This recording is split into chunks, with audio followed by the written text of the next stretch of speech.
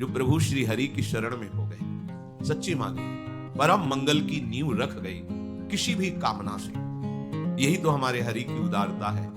किसी भी कामना से आप केवल जुड़ जाइए तो आपकी वृत्तियां जुड़ती सच्चिदानंद प्रभु से हैं, इसलिए उसका परिणाम अविनाशी होगा। भले कामना विनाशी है पर परिणाम अविनाशी होगा। तो सब भगवान की शरण इसलिए नहीं हो पाते,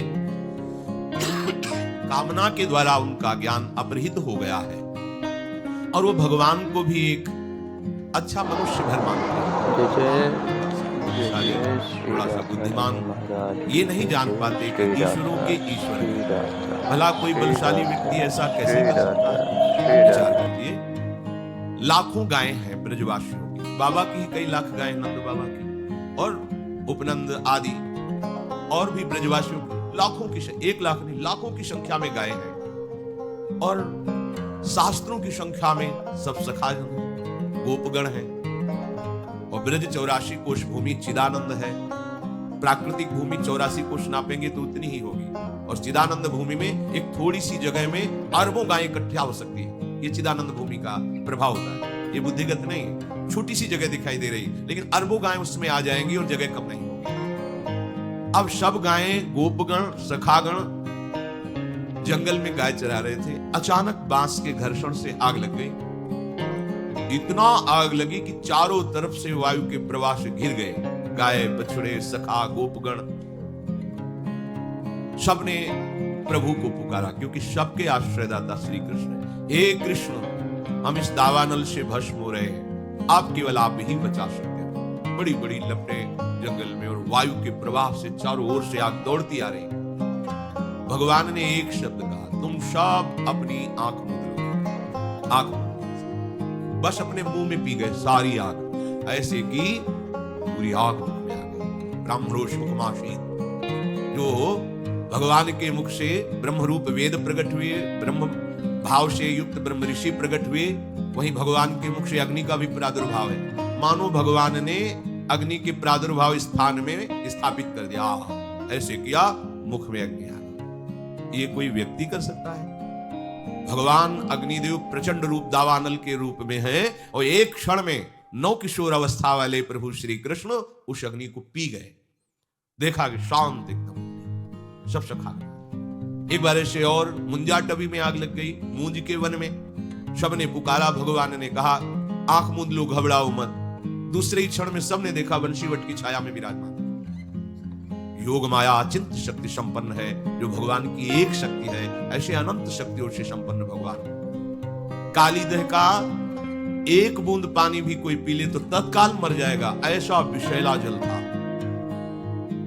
बहुत बलशाली कालिया नाग अपने परिवार सहित रहता था। भगवान ने देखा कि प्यास से पीड़ित होकर के गोपगण और गौवें, बछड़े सब जल पियो मर गए। जल का ऐसा प्रभाव विषैला था। इतना वर्णन है कि ऊपर से अगर पक्षी निकल जाए तो मरकर नीचे गिर जाता था। ऐसी विषैली धूम निकलती थी काली दह से, क्योंकि कालिया नाग बहुत बड़ा विस्तारी था, गरुड़ से टक्कर लेने की सामर्थ्य रखता था और उनके पंखों के प्रहार से भागकर यहाँ आया था और जानता था कि यहाँ गरुड़ का प्रवेश नहीं है, इसलिए काली दह में निश्चिंत होकर रहता था। यदि हमारे प्रभु मनुष्य हैं तो जरा देखिए, कूद गए काली दह।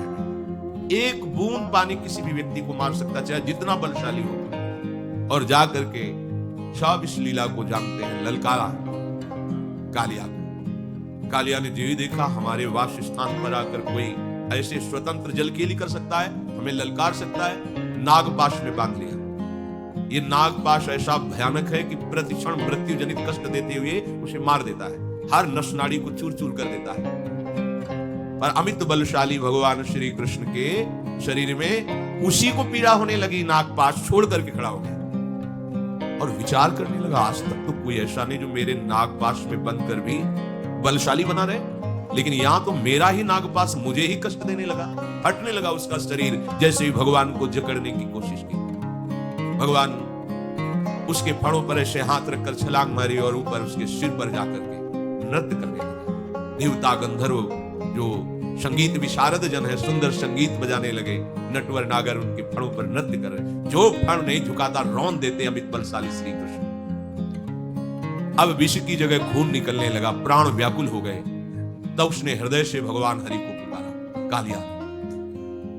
अब ये नहीं जानता कि अमित बलशाली श्री हरि ही उसके फणों को कुचल रहे हैं। नाग पत्नियों ने प्रार्थना की, भगवान नीचे उतर कर आए और कहा, यहां से जाओ रमणक द्वीप।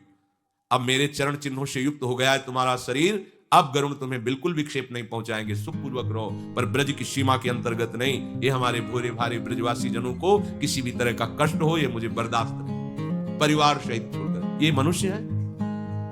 छठी का दिन है, अभी 6 दिन के लाल जो है, भयानक बलशाली देवता भी कांपते हैं, जिससे ऐसी पूतना हलाहल विष लगा करके कंस से वादा करके कि एक नंदन क्या पूरे ब्रजवासियों के 10 दिन के बालकों को मार के अभी आती हूं।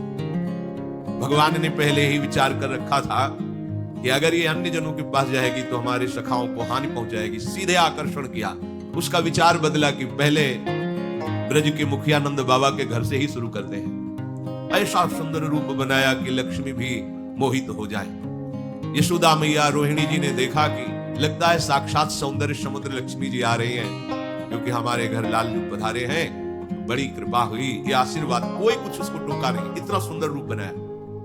और सीधे इशारे से पूछा, कहां है लाल?